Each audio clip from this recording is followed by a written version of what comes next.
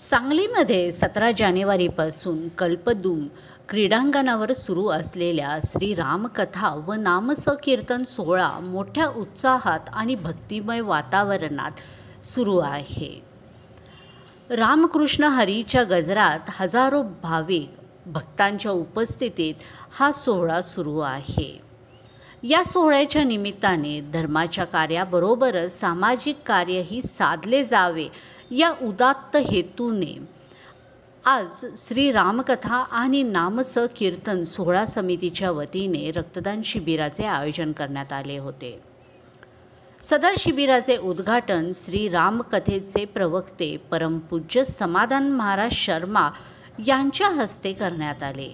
या शिबिराला रक्तदात्यांकडून उदंड असा प्रतिसाद मिळालेला आहे. एकूण 65 रक्तदात्यांनी आज रक्तदान केले.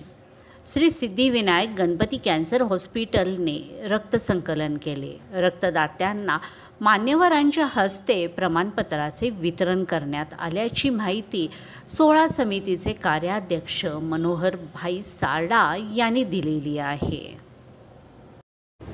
आणि मला कसं रक्तदान द्यायला खूप आवडते. मेन महत्त्वाचं त्याच्यामुळे राजमतीमध्ये पण दिला होता. मग म्हटलं इथं पण थोडंसं देऊया म्हणून. आता तुम्ही रक्तदान कुठं द्यायला आलाय? कुठं करायला आलाय? रामकथा इथं ह्याच्यात आले. रक्तदान केल्यानंतर तुम्हाला अशक्तपणा किंवा असं काही जाणवतं? काहीच नाही, व्यवस्थित आहे मी.